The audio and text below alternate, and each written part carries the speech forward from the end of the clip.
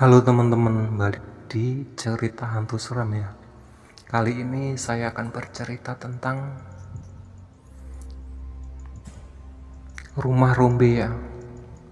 Sebelum cerita kita mulai, alangkah baiknya tekan tombol subscribe, like, and comment. Semoga channel saya kedepannya lebih baik.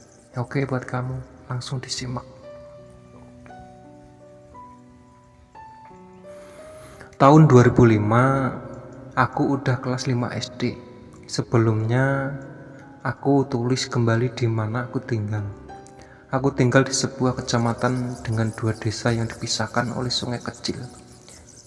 Jauh di hilir sungai ada sebuah pabrik gula, bekas peninggalan Belanda. Kita tidak akan membicarakan pabrik itu, karena nanti akan ada waktunya untuk aku menceritakan apa yang ada di sana. Sesuatu yang mungkin kadang gak bisa diterima oleh akal sehat. Kita masuk ke desa aku dulu, karena apa yang akan aku ceritakan adalah salah satu bagian kelam yang pernah aku saksikan dengan mata kepala aku sendiri. Desa aku dulunya adalah sebuah rawa-rawa, sungai yang membelah desa. Gak lebih dari sungai kecil yang airnya mengalir dari sungai yang besar yang jauh di utara. Karena desa aku adalah bekas rawa-rawa, membuat orang banyak berpikir ulang buat tinggal di tempat ini.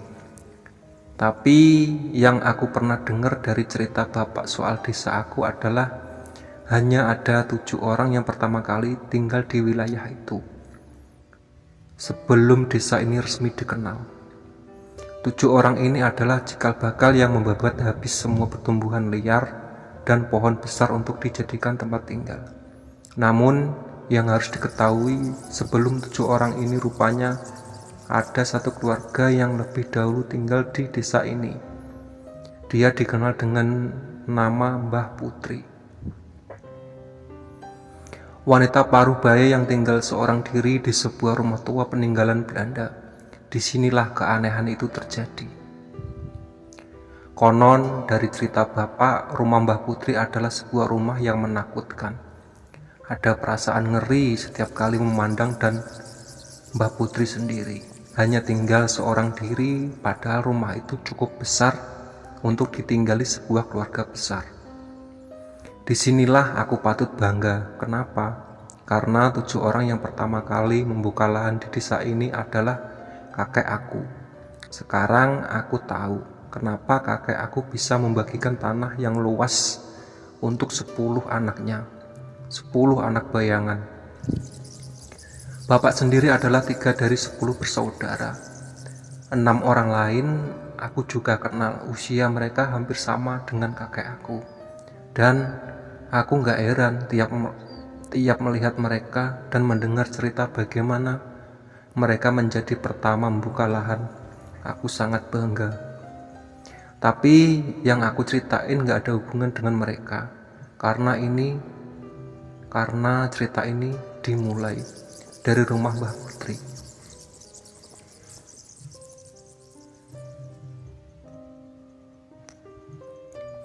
Seperti yang aku bilang, Mbah Putri hanya tinggal sendirian. Beliau memiliki seorang anak, apalagi cucu. Jadi apalah Mbah Putri tidak memiliki suami?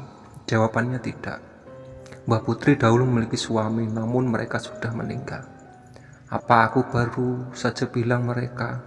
Ya, mereka yang aku maksud adalah lebih dari 1. Mbah Putri pernah menikah lebih dari 14 kali. Awalnya aku gak percaya mendengarnya. Maksud aku, mana ada orang yang bisa menikah sampai 14 kali? Tapi kemudian aku percaya ketika cerita itu muncul dari bapak aku sendiri. Lalu bagaimana bisa? Jawabannya, Mbah Putri rupanya bukan wanita sembarangan. Banyak yang mengatakan beliau berdarah ningrat, sehingga ilmunya sangat tinggi. Lelaki yang menikahinya tak lebih dari lelaki yang tertarik dengan paras ayu beliau. Namun konon Mbah Putri memiliki perewangan atau pengikut yang tidak pernah suka. Mbah Putri dinikahi oleh laki biasa, sehingga banyak dari mereka yang akhirnya jatuh sakit kemudian meninggal. Cerita sekedar cerita, mitos terkadang hanya sebuah cerita usang. Aku kadang berpikir lagi, apakah itu benar? Sayangnya aku nggak pernah bertemu dengan Mbah Putri seingat aku, tapi Bapak selalu membantah tiap kali aku ngomong aku nggak kenal sama Mbah Putri. Bapak akan bilang bahwa waktu aku kecil aku sering digendong sama Mbah Putri dan beliau sangat menyukai aku. Setiap dengar Bapak ngomong itu aku selalu merinding. Oke, lalu sekarang apa hubungannya dengan rumah Rombe? Baiklah, setelah ini kita masuk ke momen utamanya. Aku saranin buat kalian yang baca ini, aku nggak niat buat nakut-nakuti kalian atau membuat kalian berpikir bahwa apa yang aku tulis hanya omong kosong. Tapi aku cuma bilang kejadian yang akan aku ceritakan adalah satu dari sekian banyak hal yang bisa menimpa siapapun. Terkadang kita nggak sendirian.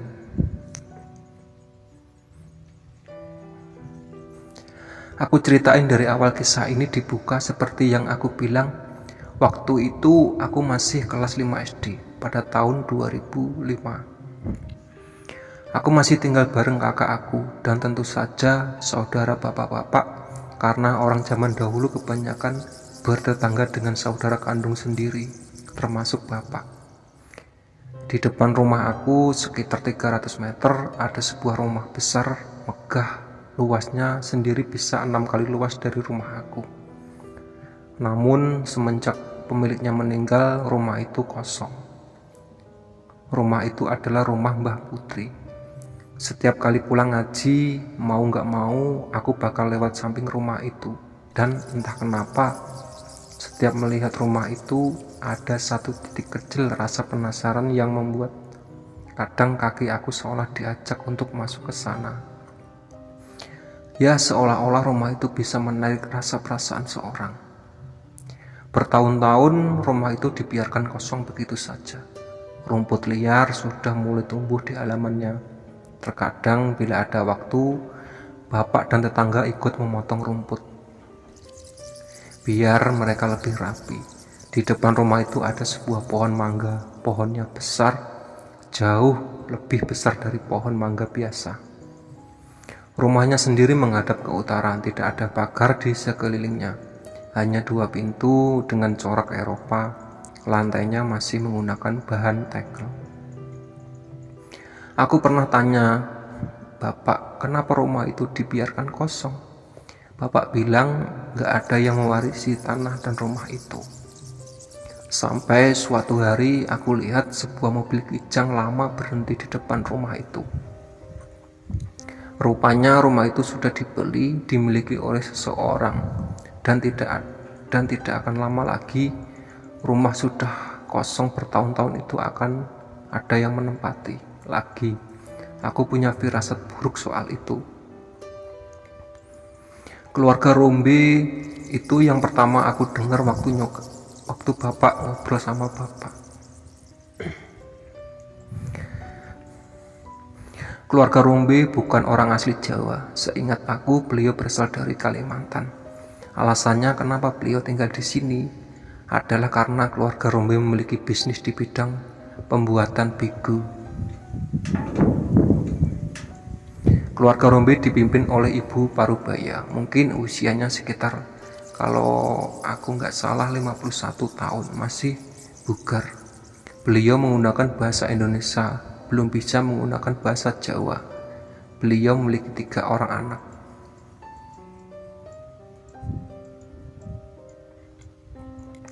Yang paling tua adalah Mas Romi, usianya mungkin 21 tahun waktu itu. Anak keduanya adalah seorang perempuan, namanya Mbah Rahel, usianya sekitar 18 tahun. Dan yang bungsu namanya Tommy, 14 tahun.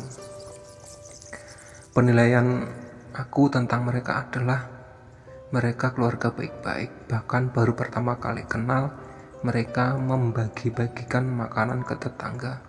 Selain itu, mereka juga bisa tidak pernah lupa menyapa tetangga.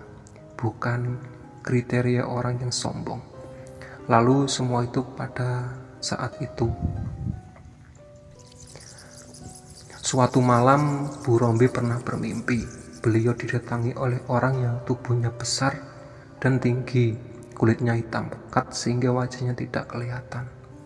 Tidak hanya satu, melainkan bergerombol. Mereka meminta Bu Rombe mengikutinya. Aku ingat karena Bu Rombe pertama kali menceritakan ini sama bapak aku.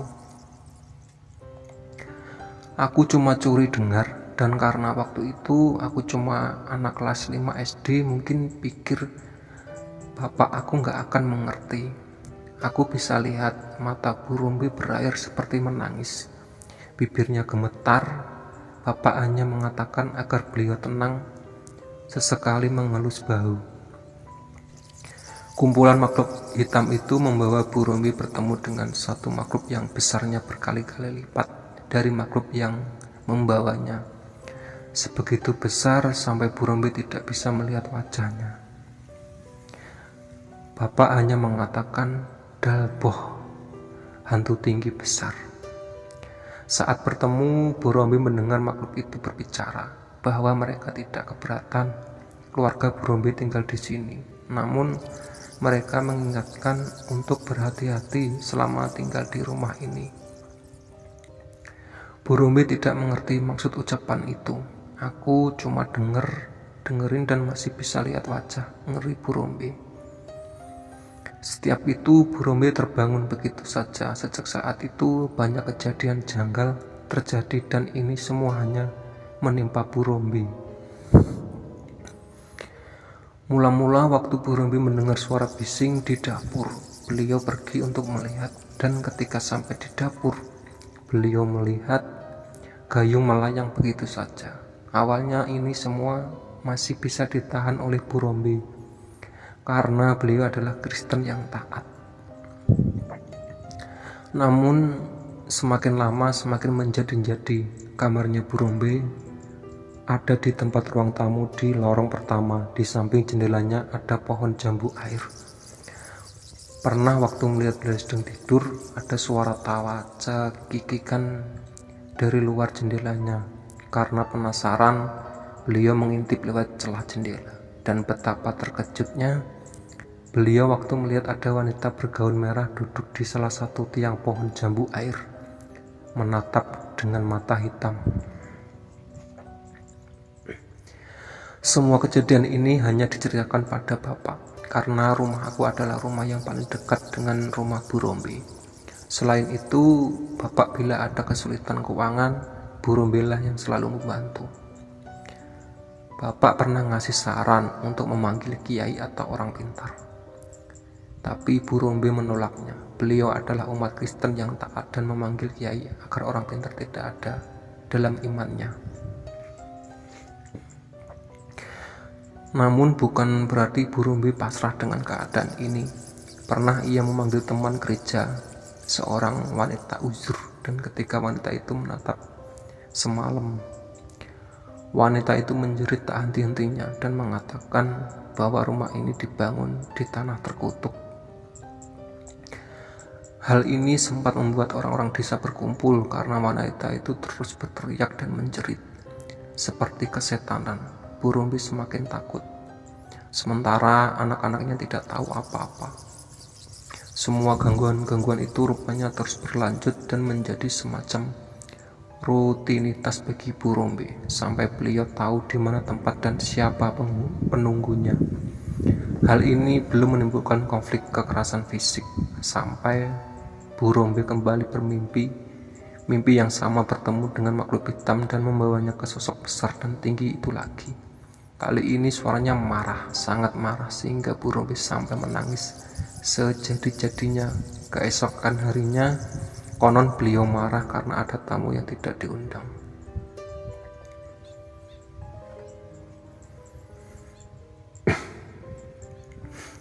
Hari berganti hari dan aku bisa melihat sendiri perubahan yang terjadi dengan Bu Rombe.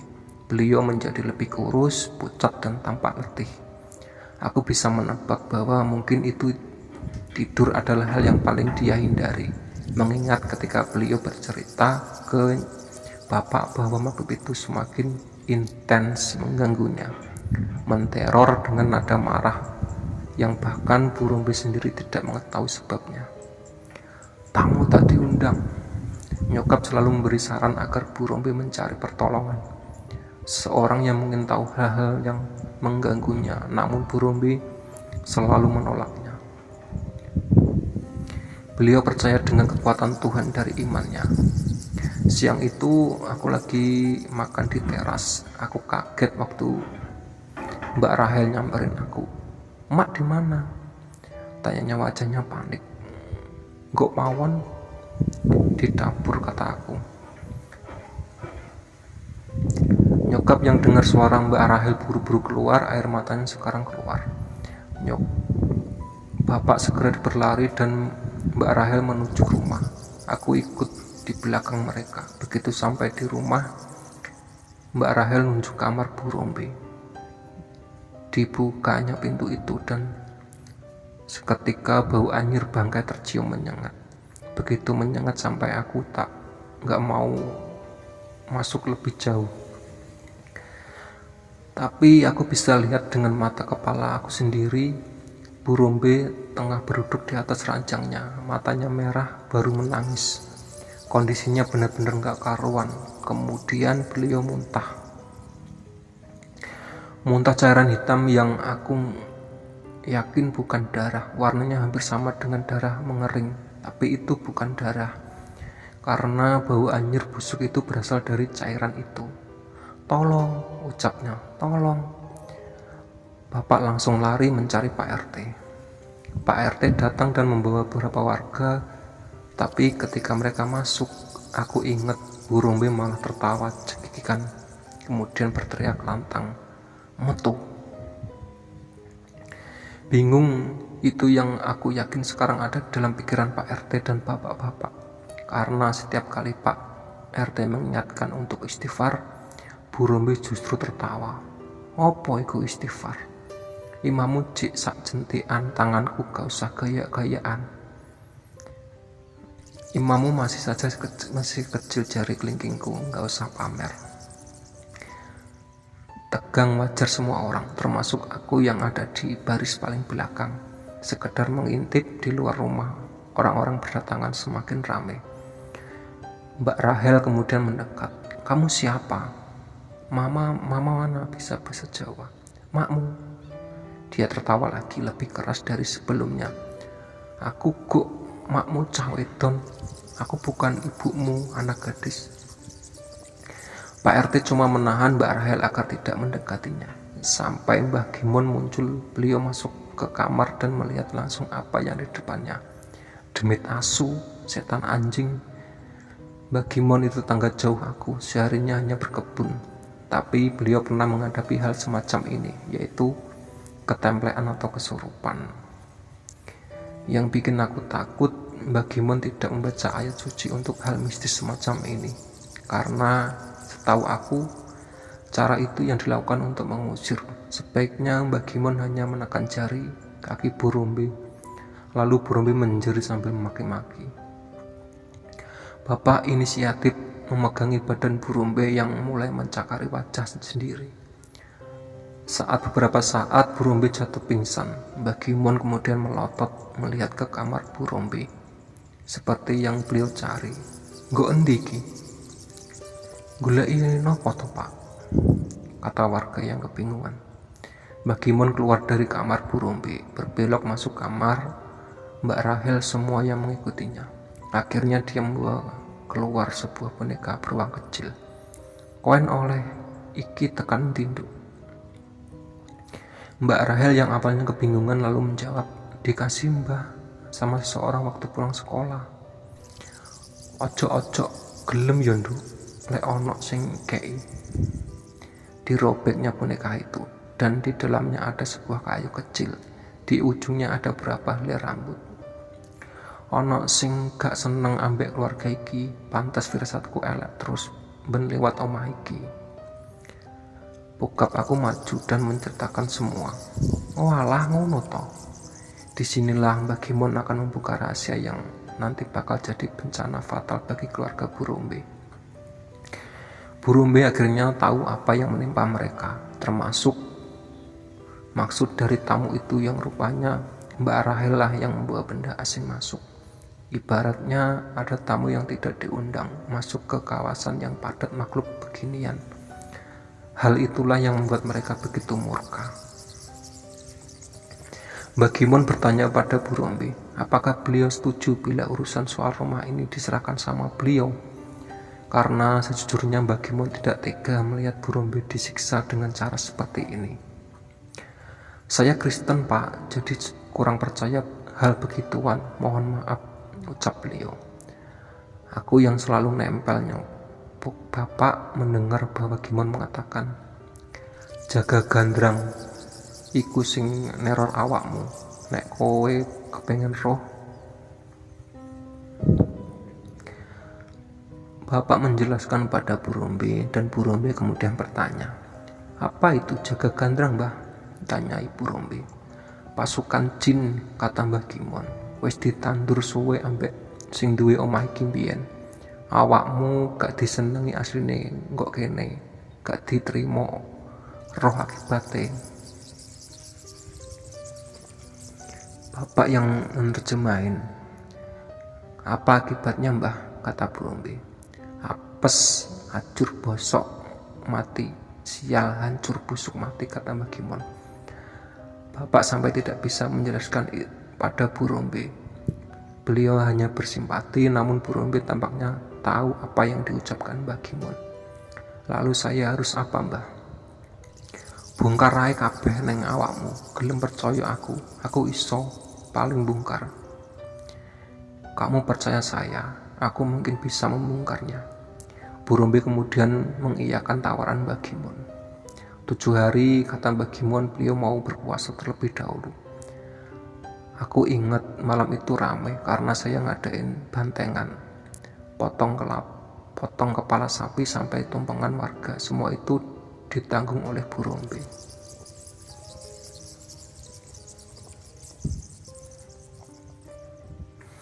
Keesokan harinya Mbah Gimon memulai ritualnya, hanya memutari rumah. Berapa kali tampak menancapkan pasangnya dari bambu kuning dan ujungnya tali pocong. Bu Rombe hanya duduk di teras, sementara warga berkerumun melihat. Seperti pertunjukan. Aku kadang rada nyengir kalau ingat ini. Maksud aku, hal yang kayak gini memang seharusnya gak perlu dibuat seheboh ini. Namun omongan mulut ke mulut dan tentu maksud tujuan asli Mbah Gimon seolah menguburkan niat baik beliau menjadi ajang pamer ilmu. Aku nggak dibolehin keluar rumah, padahal banyak warga yang nonton langsung. Akhirnya aku cuma bisa curi lihat dari jendela kamar. Di sini malapetaka terjadi. Aku nggak tahu apa yang dilakukan Mbah Gimon karena 9 orang langsung jatuh pingsan. Hal ini membuat warga panik, tapi Mbah Gimon hanya bilang mereka hanya kerasukan biasa, bukan hal serius. Kadang malapetaka kecil adalah pertanda untuk malapetaka yang besar. Acara yang semua ramai menjadi sepi, hening. Aku yang di dalam rumah bahkan bisa merasakan angin sudah berubah, jauh lebih dingin. Imbasnya dimulai ketika Bu Rombe tiba-tiba menangis.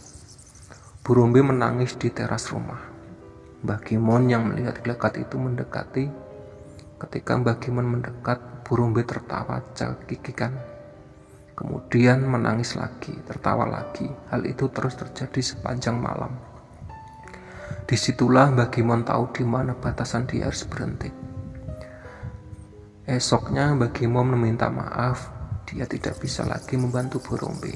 Akibatnya setiap malam Bu Rombe akan selalu melakukan hal sama. Tertawa, menangis, tertawa lagi, kemudian menangis lagi. Namun yang paling buruk dari itu adalah di punggung Bu Rombe selalu ditemukan luka lebam biru.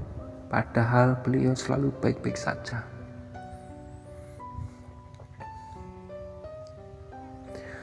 Keluarga besar Bu Rombe akhirnya menyarankan agar beliau meninggalkan rumah itu. Bahkan pihak keluarga sampai harus melakukan pembersihan. Namun itu tidak merubah apapun. Nasi sudah menjadi bubur. Tempat 4 bulan setelah mereka pergi dari rumah itu, Bu Rombe meninggal. Aku nggak tahu karena apa beliau meninggal. Orang-orang mengatakan beliau sakit keras, namun cuma nyokap aku yang bilang bila beliau ikuti kejadian malam itu.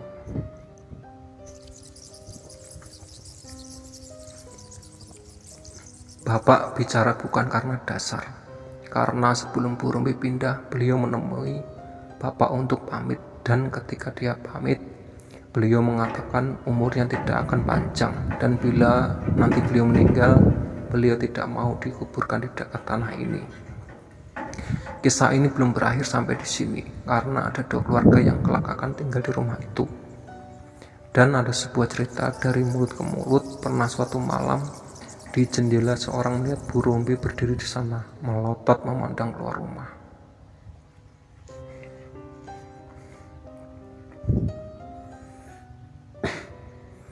Bila ada yang berpikir kisah ini berakhir Bu Rombi meninggal, maka hal itu salah besar. Justru konon cerita dari mulut ke mulut, bila sering kali ada yang melihat lampu di rumah itu menyala, padahal rumah itu sudah dibiarkan kosong. Aku bukan gak pernah mengalaminya, sebaiknya malah aku pernah sekilas melihat bayangan seseorang melintas di jendela. Perawakannya menyerupai Bu Rombi dengan rambut panjang keritingnya. Tapi dari semua cerita tentang sosok menyerupai Bu Rombi, nggak ada yang mengalahkan kisah ini. Pernah suatu malam ada penjual bakso lewat, aku pikir nggak ada orang seniat ini buat jualan pukul 1 dini hari. Hal itu yang dilakukan oleh penjual bakso ini.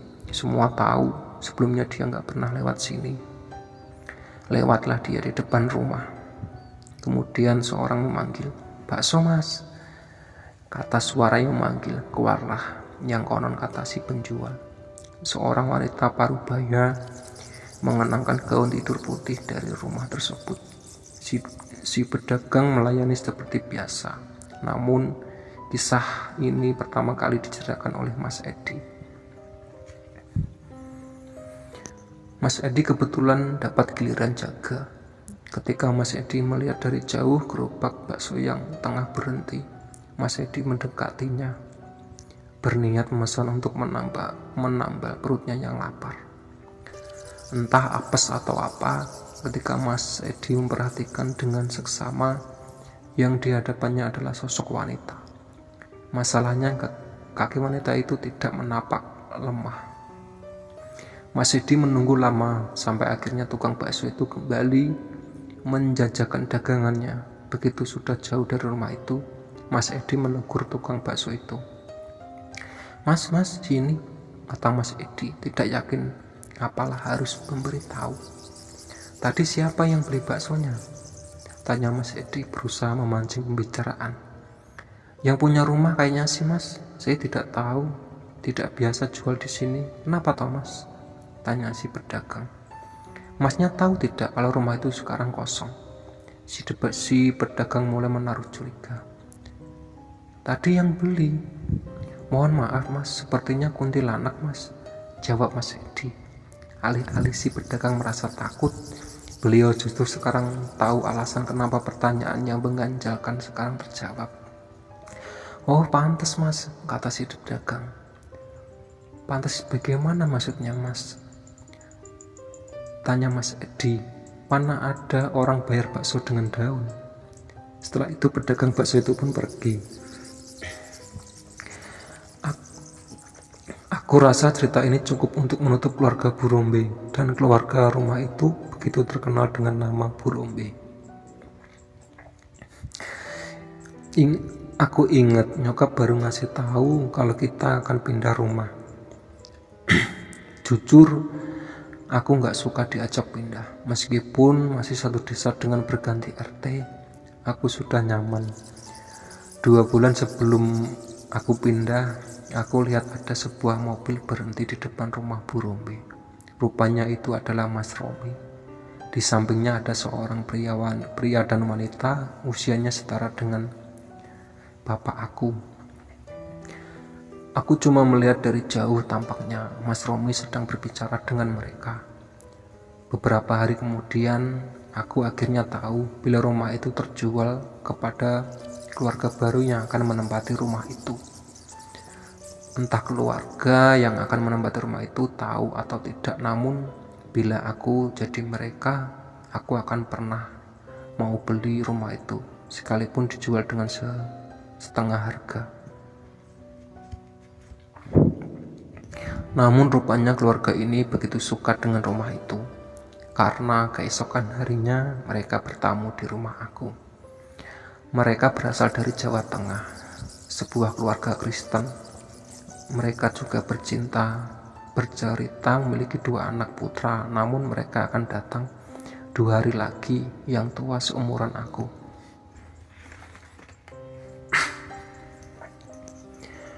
Mereka berasal dari Jawa Tengah. Keluarga Kristen mereka juga bercerita memiliki 2 anak putra, namun mereka akan datang 2 hari lagi yang tua seumuran dengan aku. Yang bungsu usianya masih 7 tahun dan kemungkinan mereka juga akan pindah sekolah di sekitar sini. Dari semua keluarga yang bakal aku ceritain, keluarga inilah yang paling akrab dengan aku, karena mungkin mereka memiliki anak yang usianya sebaya dengan aku. Besoknya aku minta Pak Albert, nama bapak yang akan menempati rumah itu, dengan Bu Eli, menyambut anak mereka, Stefanus dan Eng. Waktu aku lihat Stefanus, aku sempat minder walaupun usianya sama dengan aku, perawakannya tinggi besar. Namun ketika aku melihat saudara si Eng, aku gak mau komentar apapun. Sebelumnya aku minta maaf karena si Eng rupanya memiliki kelainan mental. Ada hal yang menarik perhatian aku dari Eng waktu pertama kali masuk. Setelah mengejutkan, dia berlari dengan gelagat seperti anak usia balita. Dia berlarian ke sana kemari. Namun mendadak dia berhenti di depan kamar yang dulu dipakai oleh Bu Rombe.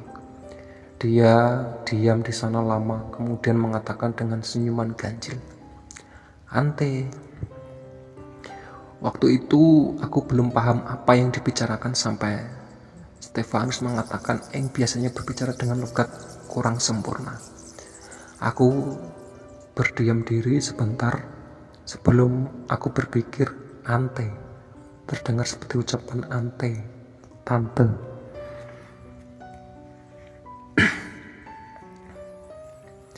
Aku merinding mendengarnya. Aku mencoba bersikap biasa saja, terutama aku ada di dalam rumah itu. Suasana yang gak enak banget terasa. Pak Albert meminta aku ikut berkeliling rumah, melihat apa saja. Sebenarnya aku gak mau, tapi Stefanus waktu itu cerita mau ngajak aku main game. Game waktu itu adalah hal yang sangat mahal, jadi aku iyakan. Sebelumnya aku cuma pernah ke rumah ini, gak lebih melewati kamar Bu Rombe. Di sebelahnya masih ada 2 kamar lagi yang aku perkirakan adalah kamar Mbak Rafael dan Mas Romi dulu. Namun hari ini aku baru tahu bila rumah ini rupanya sebesar ini. Kalau kalian tahu, kebanyakan rumah Belanda rata-rata dibangun dengan pondasi yang tinggi. Aku nggak tahu kenapa, karena kebanyakan rumah model Belanda selalu memiliki tangga untuk naik turun. Dan sekarang aku tahu rupanya letak kamar mandi jauh di bawah.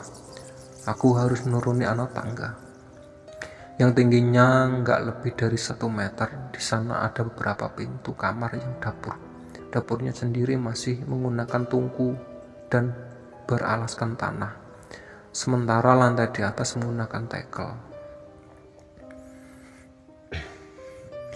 Dari semua tempat di rumah ini, suasana paling menakutkan memang dapur dan kamar mandi. Bulu kuduk aku merinding. Pak Albert hanya melihat di sekeliling. Namun perasaan aku semakin gak enak waktu Pak Albert membuka pintu demi pintu di arah dapur. Seperti firasat muncul begitu saja. Di dalam kamar-kamar itu hanya ada ranjang tua, temboknya pengap dan sedikit bau. Bila kalian ingin membayangkan Bayangkan saja sebuah ruangan di dalam penjara. Nyaris seperti itu suasana kamar di lantai bawah. Setelah aku balik, aku sampai ke pikiran gak mau lagi balik ke rumah itu sementara waktu. Rupanya gangguan itu mulai bermunculan ketika aku dengar Stefanus bercerita.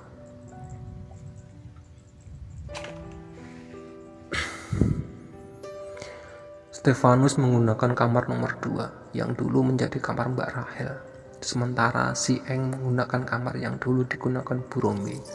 Kamar ketiga tentu menggunakan Pak Albert dan Bu Eli. Stefanus pernah bercerita waktu tengah malam dia terbangun karena tiba-tiba merasa haus. Karena air pada di dapur, maka ia pergi ke sana sendirian. Begitu menurun tangga, Vanus merasa dirinya nggak sendirian. Setelah mengambil air di kendi dan menuangkan dalam gelas, Vanus mendengar suara. Suaranya seperti ranjang reot ketika diduduki. Kriet. Suaranya berasal dari satu kamar. Penasaran, Vanus mendekat. Suaranya semakin keras sampai Vanus berdiri di depan kamar itu. Tangganya sudah siap membuka pintu, namun Pak Albert menepuk bahunya. Sudah minumnya. Vanus kaget. Pak Albert meminta Venus kembali ke kamarnya. Keesokan harinya pintu itu disegel oleh Pak Albert. Aku yang dengar nggak komentar sama sekali. Bahkan waktu Venus bilang mau tidak menginap di rumahku malam ini. Papa nggak ada di rumah malam ini, jadi kita buka kamarnya. Aku cuma nyengir kemudian menolak keras-keras. Kejadian berikutnya waktu aku main game sama Venus. Tahun segitu yang bisa aku mainin cuma game Mario sama game Circus. Pas aku lagi asik main-main, aku dengar suara berisik dari kamar si Eng. Venus baru saja tidur, membiarkan aku main sendirian. Awalnya aku acuin suara itu, tapi suara semakin menjadi-jadi. Aku rada kesel, walaupun kelainan si Eng ini pecicilan dan gak bisa diem. Aku inisiatif buat lihat apa yang dia lakuin. Ketika aku buka pintu, aku kaget waktu si Eng sedang mengunyah sesuatu. Awalnya aku cuma lihat doang, sampai aku sadar yang digigit rupanya kecoak hidup. Aku lari bangunin Venus, dan begitu dia bangun, kami kembali menemui Eng. Venus membuka mulutnya dan dia benar-benar nelan binatang itu. Eng nggak pernah kayak gini, kata Venus. Nanti biar aku aduin mami. Aku akhirnya pamit. Tapi sebelum aku keluar rumah, aku bisa lihat Eng nyengir ke arah aku terus menerus, kayak dia ngeliatin aku entah kenapa. Aku udah mulai pikir yang enggak tentang anak ini. Jujur aku gak suka sama si Eng, dan aku juga tahu si Eng juga gak suka sama aku. Tapi karena dia cuma anak berkebutuhan khusus buat aku, kadang harus jaga sikap, sedangkan dia bersikap seenaknya. Aku biasa ngobrol sama Venus di teras, dan kalian tahu apa yang Eng lakukan, cuma ngeliatin aku. Dia ngeliatin aku dari jendela nyengir. Jelas saja aku terganggu. Tiap aku aduin ke Venus, dan Venus akan marah, akan bilang ucapannya yang gak jelas, Ante Awin. Anehnya di telinga aku terdengar, Tante mau main. Aku putusin menghindar rumah itu. Suatu hari pulang sekolah, aku dipanggil Pak Albert. Ditanya itu kenapa aku gak pernah main kesini lagi. Aku gak bisa jawab. Pak Albert ngajak ke halaman belakang, di mana dulu adalah tempat kamar mandi lama. Jadi semenjak Pak Albert tinggal di sini, beliau membangun kamar mandi baru.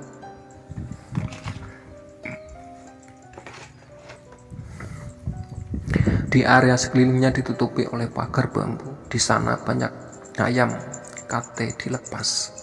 Pak Albert mengatakan kalau beliau suka sekali peternak ayam kate. Waktu aku cuma ngelamun ngeliatin ayamnya, Pak Albert mendadak bilang, "Kamu bisa lihat ya?" Aku kaget. "Lihat apa, Pak?" tanya aku. "Lihat begituan," katanya. "Mboten, Pak, mboten saged kula." Oh, Pak Albert tersenyum lalu terucap, "Kalau begitu bisa merasakan pastikan?" Aku cuma bengong melihat Pak Albert. Di sini aku baru tahu rupanya meski beliau Kristen, tapi beliau bisa melihat hal-hal gituan. Aku kaget, lebih ke nggak nyangka. Beda banget sama almarhum Bu Rombe yang beragamnya Kristen dan nggak percaya hal begituan. Kamu mau tak kasih tahu apa di sini?" Mendengar itu aku diam. "Kamarnya si Eng," kata Pak Albert, ada wanitanya apa sebelumnya kamar itu dipakai wanita?" "Siapa namanya?" "Sebentar, Mama Rombe ya?" Membicarakan hal seperti ini di tempat kejadian buat aku gemeter.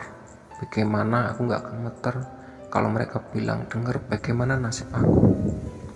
Rupanya Pak Albert tak menghentikan pembicaraan ini, padahal aku udah nunjukin gelagat gak nyaman. Si Eng berasa dimong sama dia. "Kamu juga hati-hati ya. Kalau kamu nunjukin ketidaksukaanmu sama Eng, takutnya dia diapa-apain kamu." Pak Albert bicara begitu sambil tertawa. Aku pucat. "Yang paling jahat ada di dapur dan kamar mandi lama. Kayaknya penunggu tetap. Bentuknya mirip pasukan jin," kata Pak Albert. "Wajahnya seram, gak pernah ketawa kayaknya. Di kamarnya ada mbah-mbah tua, gak cuma satu, tapi banyak sekali." Pak Albert menerawang jauh. Saya penasaran, rumah itu sepertinya dibangun di atas tanah pembantaian. Kemudian Pak Albert menunjuk pohon jambu air. "Kamu tahu apa yang di sana?" katanya. "Kuntilanak merah. Di sebelah sana ada 4 kuntilanak putih juga." "Tahu bedanya?" ucap Pak Albert. Aku semakin gak nyaman. "Yang merah itu ganas, yang putih juga sama, tapi yang merah biasanya main fisik. Tampaknya dia gak suka sama saya." Pak Albert nyengir kembali. Sekian lama akhirnya aku memberanikan diri untuk bertanya, "Bapak gak takut?" Pak Albert kemudian mengatakan, "Tuhan menciptakan mereka, kenapa harus takut?" Aku antara kagum dan bingung, sampai akhirnya aku ingat dan omong nama pemiliknya sebelum memang Bu Rombe, Pak. Kata beliau meninggal karena. Pak Albert memotong pembicaraan aku. "Disantet ya?" "Saya yakin pasti disantet." "Bapak tahu dari mana?" tanya aku. "Bau daun jarak di kamarnya menyengat, bau daun jarak, dan juga masih ada waktu yang membawa santetnya," ucap Pak Albert. "Maksudnya Bapak?" "Si Eng sekarang sedang main sama jinnya. Dia menyerupai Mama Rombe." "Bapak nggak takut Eng kenapa-napa?" tanya aku khawatir. "Kenapa takut? Pada dasarnya mereka kayak kita, butuh teman. Mungkin mereka bisa lihat kalau Eng nggak seperti kebanyakan manusia." "Gimana maksudnya Bapak?" "Menurut kamu mereka jahat apa tidak?" "Jahat, Pak," kata aku lagi. "Mereka jahat karena sudah membawa maut pada Bu Rombe." Pak Albert cuma tersenyum kemudian balik bertanya, "Yang jahat mereka apa yang nyuruh?" Aku tertegun. "Yang nyuruh, Pak." "Benar," kata Pak Albert. "Di agama saya mengajarkan kedamaian, tapi pada dasarnya manusia memang serakah. Mereka nggak lebih dari objek sebagai jalan pintas untuk mendapatkan sesuatu. Kalau mereka sudah mengganggu, itu karena awalnya terganggu. Di sini kita harus banyak bercermin, hidup berdampingan lebih baik." Pak Albert kata saya sesuatu yang ada dalam diri aku. Semua kalimatnya monohok, seolah memukul aku dengan anggapan bahwa semua makhluk semacam itu yang jahat, padahal ada di sisi lain yang bisa diambil bila kita bijaksana. Aku akhirnya yakin bila Pak Albert memang sudah benar menempati rumah ini, tapi aku nggak tahu bila dia menyembunyikan sesuatu, karena ketiga aku nggak tahu. Aku sangat prihatin dengan akhir keluarga ini. Minggu pagi adalah hari kartun bagi anak-anak. Karena aku nggak punya TV dan satu desa yang punya bisa dihitung jari. Aku pergi ke rumah Vanus. Aku ingat Vanus pamit mau ke warung. Akhirnya cuma aku yang nonton TV di ruang tengah. Eng ada di kamar. Jarak antara ruang tengah dan kamar Eng hanya beberapa langkah saja. Pas aku lagi asik nonton kartun, aku kaget waktu Eng teriak kenceng. Si Eng ini memang kerjaannya aneh-aneh. Aku nggak sekali dua kali lihat dia ngomong sendiri, lompat-lompat sendiri, sekarang teriak. Akhirnya aku ngecek dan buka pintu kamarnya. Di rumah kosong, Pak Albert dan Ibu Eli ada di gereja. Begitu aku melihat apa yang terjadi, aku panik. Si Eng seperti orang ayan. Dengan posisi tidur di lantai, dia menjerit, kaki dan tangannya bergerak. Aku yang kebingungan.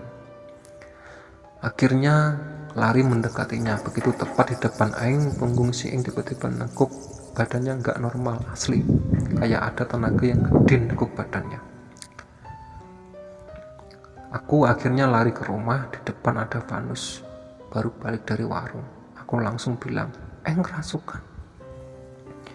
Kami masuk bebarengan. Pas pintu dibuka, aku lihat Eng lagi tiduran di atas ranjang. Tampaknya nggak ada terjadi apa-apa. Vanus lihat aku dengan wajah bingung. Aku lebih bingung lagi. Aku jelasin tapi Venus cuma iya. Aku berencana mau cerita ke Pak Albert, tapi kayaknya dia nggak bakal peduli. Toh dia yang ngebiarin Eng main sama-sama begituan. Besoknya aku dengar berita mengejutkan, Pak Albert dan Bu Eli mau cerai. Di sini aku baru tahu, ternyata dari semua orang yang tinggal di keluarga ini, rupanya Bu Eli yang paling tersiksa. Dan sekarang aku paham, kenapa beliau sekarang jauh lebih kurus.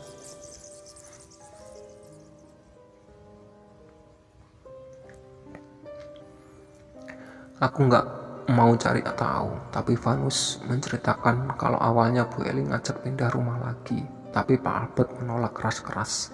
Beliau peralatan sudah nyaman tinggal di lingkungan ini. Bu Eli akhirnya mengalah, tapi bagai api dalam sekam teror yang dilalui. Bu Eli buat aku mikir lagi, apa yang dilakukan Bu Eli sehingga mereka mengganggu sebegitu hebatnya sama beliau. Rupanya ada sesuatu yang janggal dengan semua ini, dan ini dimulai oleh Pak Albert sendiri. Bu Eli mengancam akan pergi dengan Eng, si Vanus akan ikut Bapak Albert. Rupanya ini ditentang lebih keras. Eng tetap tinggal, Vanus boleh pergi dengan Bu Eli. Aku yang dengar mereka selalu bertengkar, bikin aku gak nyaman. Terlebih Vanus merasa dirinya yang gak diinginkan, sedangkan adiknya yang memiliki kekurangan justru diperebutkan. Aku cuma bisa bersimpati. Akhirnya Vanus dan Eng tetap tinggal di tempat ini. Aku akhirnya tanya, apa yang membuat Bu Eli gak nyaman? Rupanya awalnya dari luka misterius di tubuh Bu Eli. Aku yang dengar langsung curiga. Gejalanya mirip seperti Bu Rombe. Lebamnya di mana? Kata aku, di badan biru-biru.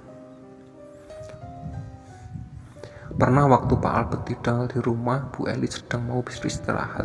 Lalu tepat pada saat merebahkan badannya, tubuhnya seperti ditekan dengan sangat keras. Sebegitu kerasnya sampai tidak bisa menjerit, dan itu terjadi pagi hari. Pas Pak Albert pulang, Ibu Eli menangis. Bu Eli menceritakan semua, tapi Pak Albert hanya mengatakan mungkin efek kelelahan. Semua harus terjadi sampai akhirnya setiap Bu Eli tidur mulai bermimpi aneh-aneh. Salah satunya dia dikepung oleh makhluk hitam yang besar-besar. Bu Eli hanya bisa menjerit melihat mereka marah. Ini terus berlangsung seperti teror yang tidak ada habisnya, yang membuat Bu Eli akhirnya tidak kuat. Ketika dia melihat Eng, badannya panas, dari hidungnya keluar darah terus-menerus. Setiap mau dibawa ke rumah sakit, Pak Albert hanya menolaknya, mengatakan ini hanya sakit biasa. Bu Eli akhirnya pergi setelah tidak sanggup untuk tinggal.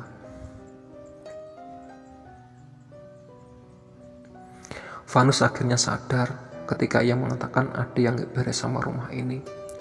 Setelah tinggal di sini, keluarga aku kayak tertimpa sial terus. Aku cuma bisa ngebatin firasat aku nggak enak sama si Eng.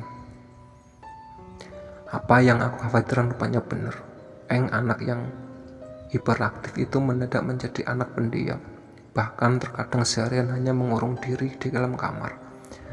Aku merasa ada yang disembunyikan.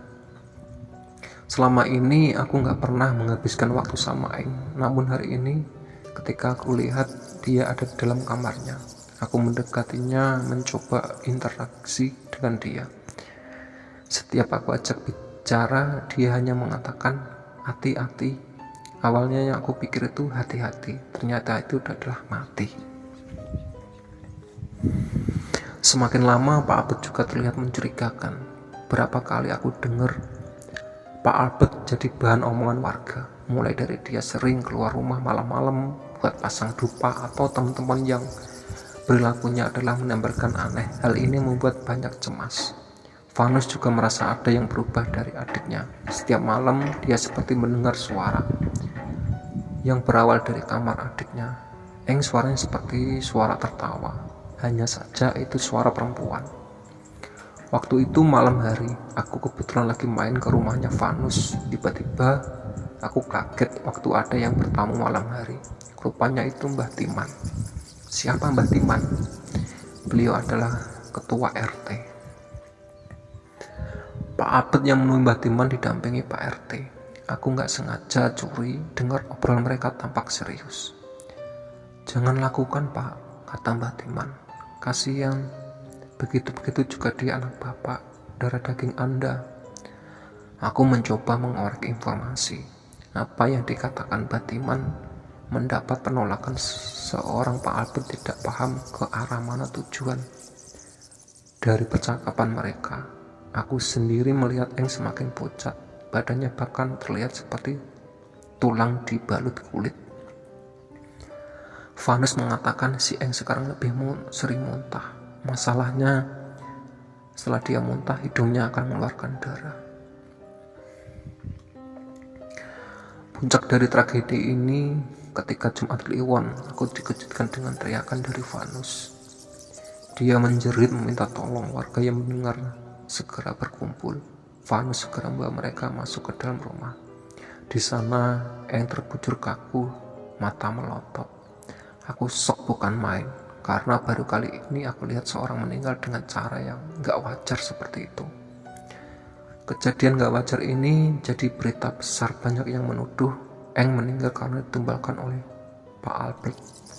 Pak Albert sendiri sedang tidak ada di tempat karena beliau sedang ada urusan seperti biasanya. Namun begitu beliau pulang dan mendengar berita ini, Pak Albert tertampak menangis seperti anak kecil.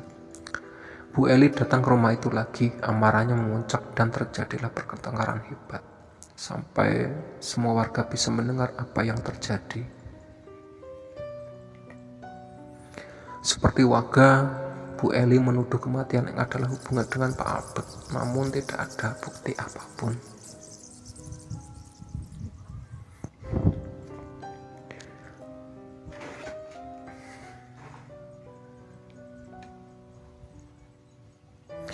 Rentetan kejadian ini masih mengganjal di pikiran aku. Namun aku juga gak bisa membuktikan apapun. Tapi satu hal yang pernah aku lupain adalah kepergian Pak Albert dari rumah itu menyisakan masalah yang paling fatal. Konon ada satu warga yang pernah melihat Pak Albert menggali tanah belakang rumah di samping kamar mandi lama. Galiannya menyerupai kuburan, namun ukurannya tidak terlalu besar. Dan rumor yang menyebar itu adalah kuburan milik Eng. Walaupun itu sekedar rumor, namun sejak dengar itu, setiap aku kepikiran halaman belakang rumah rombeng. Aku kebayang kalimat Eng, hati-hati berarti mati.